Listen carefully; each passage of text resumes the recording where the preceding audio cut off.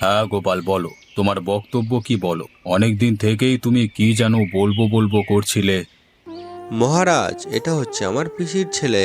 তোমার সাথে অনেকদিন থেকে বলছে যে দেখা করবে, তাই আজকে নিয়ে আসলাম। হ্যাঁ পলাশ, বলো তোমার কি বক্তব্য, কি বলতে চাও আমাকে। মোড়ল মশাই, প্রথমেই বলি আমি স্পষ্ট কথা সোজাভাবে বলতে ভালোবাসি। আমিও স্পষ্ট কথা সোজাভাবে শুনতেই ভালোবাসি পলাশ। তুমি কাজের কথা এসো। আপনাদের গ্রামের একমাত্র খালটি নিয়ে আমার অভিযোগ আছে। এতদিন তো সেই খাল নিয়ে কেউ অভিযোগ করেনি, তা তোমার কি এত অভিযোগ? হ্যাঁ হ্যাঁ, বলে দিলাম মোড়ল মশাই, কারণ আমার কাছে সেই শিক্ষাটা আছে যে আমি এই সমস্ত জিনিস দেখেই বলে দিতে পারি ভবিষ্যতে কি কি হতে পারে। না, শিক্ষিত তো আমার ছেলে জয়। ওর তো মনে হয়নি আজ পর্যন্ত। নাকি আমার ছেলেকে শিক্ষিত বলে মনে করো না, কি গোপাল? না না মহারাজ, আমি শুধু ওকে নিয়ে আসছি, আর ওর ওইটা মনে হয়েছে তাই বলল। কিছু মনে করো না মহারাজ, ওর যদি কোনো কথায় আপনার খারাপ লাগে তাহলে আমি ক্ষমা চেয়ে নিচ্ছি। থাকতে তোমাকে আমাকে হবে গোপাল। এখন যদি তোমার অবিশ্বাস হয় তাহলে আমি না হয় জয়কে ডেকে আর একবার তোমার কাছে প্রমাণ করিয়ে দিচ্ছি। জয়, কোথায় গেলি বাবা? একবার বেরিয়ে আয় তো।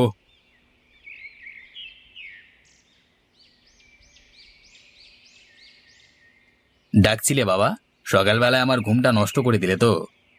এই শিক্ষিত পোলা বলছে নাকি আমাদের গ্রামের খালের কারণে গ্রামের সমূহ ক্ষতি হতে পারে। তো তোমার কি মনে হয়? এটা কোনো কথার কথা হলো বাবা? যদি কোনোদিন খালের কারণে এই গ্রামের বন্যা বা এই জাতীয় কোনো জিনিস ঘটে, তাহলে আমি নিজে জুতোর মালা পরে গোটা গ্রাম ঘুরবো। যত সব কোথা থেকে যে চলে আসে কে জানে। শুনলে তো গোপাল, জয় কি বলল? ভবিষ্যতে এরকম 2 টাকার শিক্ষিত লোকজনদের দয়া করে আমার কাছে এনো না, কেমন? হুম। তারপর এরা দুজন চলে যায় আর মনে মনে বলছে, একদিন না একদিন দেখে নিও, এমনটাই হবে, ঠিক দেখে নিও একদিন। আমি বুঝতে পারছি না গোপাল কাকা, তোমাদের গ্রামের জমিদার এত অহংকারী কেন? আর ওর ছেলেটাকে দেখে তো মনে হলো একেবারে আহাম্মক। কি আর বলবো তোকে, আমরাও তো ওই খালটা নিয়ে অনেক সমস্যায় আছি। আমি বুঝতে পারছি না মানুষের মধ্যে এত অহংকার আসে কোথা থেকে। আমি তো ওনাকে ভালো কথাই বলতে গেলাম, ওনার ব্যবহার দেখলে মনে হলো যেন ওনার মান সম্মান সব হরণ করতে গেছিলাম আমি। পলাশ বাবা, তুমি আর এই নিয়ে কিছু বলো না। মোড়ল মশাইয়ের মাথা গরম হয়ে গেলে উনি অন্য কিছু করে বসতে পারেন। উনি অনেক ক্ষমতাশালী ব্যক্তি।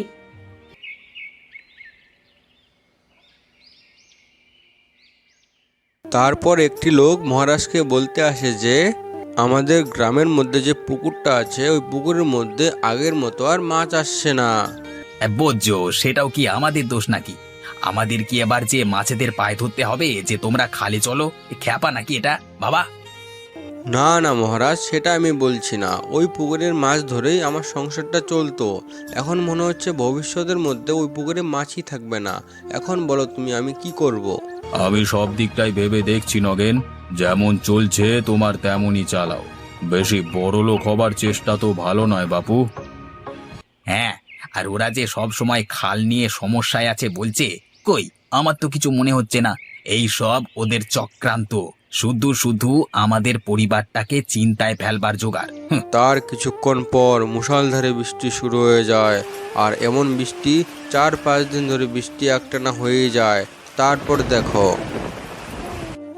গিন্নি, যেভাবে বৃষ্টি হচ্ছে বাইরে, মনে হচ্ছে তো ফসল ডুবে যাবে, একদম জলের নিচে চলে যাবে। সে আর বলতে, আমি শুনলাম আগামী 2 সপ্তাহ এরকম টানা বৃষ্টিপাত হবে। এখন আমাদের কি হবে বলো তো দেখি। এই কারণেই বলে শিক্ষিতদের কথা শুনতে হয়। পলাশের কথা না শুনে আমরা নিজেদের যে কত বড় ক্ষতি করে ফেললাম। এখন যে এই গ্রাম ছেড়ে পালাবো, তারও তো কোনো উপায় নেই। তারপর এই লোকটি নৌকা নিয়ে আসে আর গোপাল থেকে বলছে, গোপাল দা, বাড়ি থেকে বেরিয়ে এসো, অনেক জল হয়ে গেছে, চলো আমরা একটা সেফ জায়গায় চলে যাই। গোপাল দা আর ওর বউ বাইরে চলে আসে আর নৌকার মধ্যে বসে যায়। তারপর ওরা চলে যায় একটা সেফ জায়গার মধ্যে। দেখো একবার।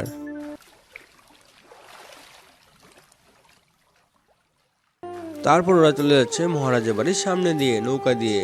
তারপর দেখো মহারাজ কি বলল। এই যে এই যে নগেন, আমাদের এখান থেকে উদ্ধার কর বাপ।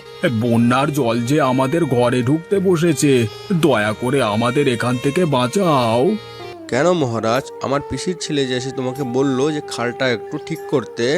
তখন তো বলেছিল ওই খালটা ঠিকই আছে, কোনো ঠিক করতে হবে না, এখন কেন এই কথা বলছো? আমাদের ভুল হয়ে গেছে গোপাল, আমাদের এখান থেকে উদ্ধার করো। আমরা উদ্ধার করবার কে বলুন মোড়ল মশাই? আপনার প্রচন্ড শিক্ষিত ছেলে আছে না জয়, ওকেই বলুন আপনাকে বুদ্ধি করে এই বন্যার জল থেকে উদ্ধার করতে। আমরা বরং এলাম কেমন? তারপর ওরা চলে যায়। আমরা গল্পটা শুনে কি শিখলাম? যে শিক্ষিত লোকের কথা শুনতে হয়। বন্ধুরা, ভিডিওটা কেমন লাগলো অবশ্যই কমেন্টে জানিও।